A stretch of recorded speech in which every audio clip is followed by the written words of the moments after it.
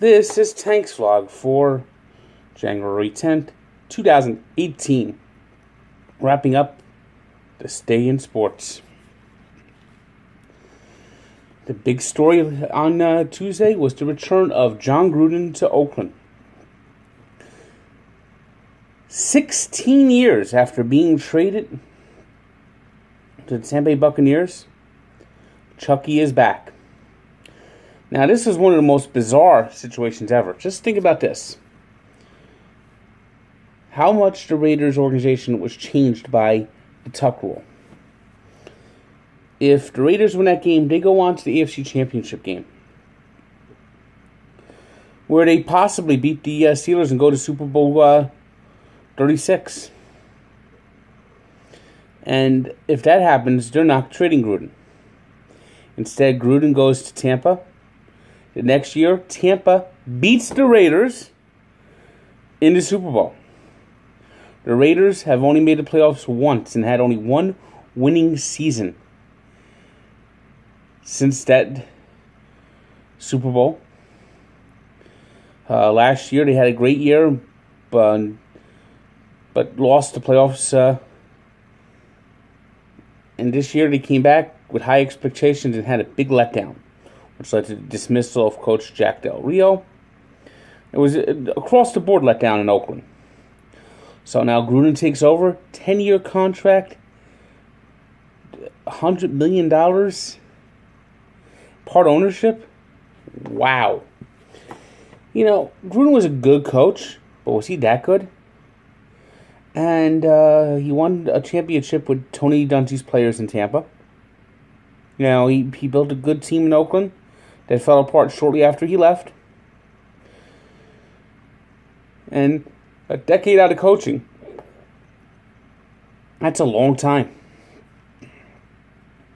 So it remains to be seen if this is a successful move for the Raiders, or will they end up regretting it? A big part of this, I actually think, is Jon Gruden's personality will help fill some seats in Las Vegas when the team moves there in a few years.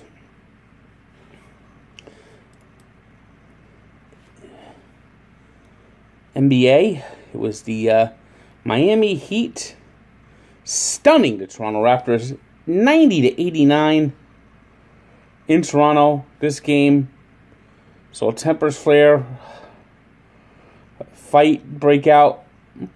It's the middle of the NBA season, and the nerves are beginning to be frayed.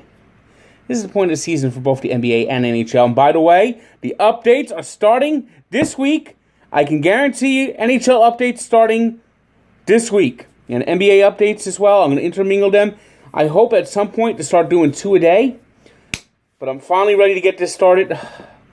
I'm well behind on my updates. I'm sorry about that, but hopefully I could get it going now.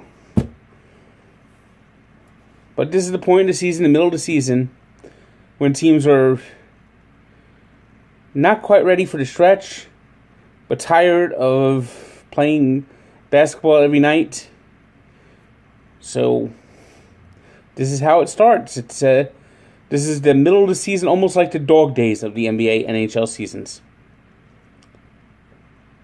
Elsewhere, the Trailblazers 117-106 over the Thunder in Oklahoma City. You know, the Thunder, every time it looks like they're about ready to get going, they end up stubbing their toe again. It was the Mavericks 114-99 over the Magic. Not much magic in Orlando these days. And the Lakers beat the Kings 99-86.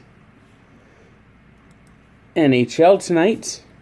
A lot of teams are off this week. Devils are off. I understand the bye weeks, but why do they have to all be lumped at the same time? I don't get it. We got the Jets beating the Sabres 7-4. Oh, Buffalo. Sabres, not a good team.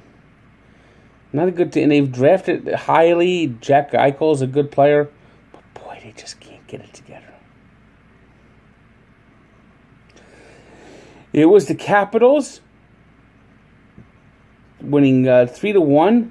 It was their 10th win in a row at home.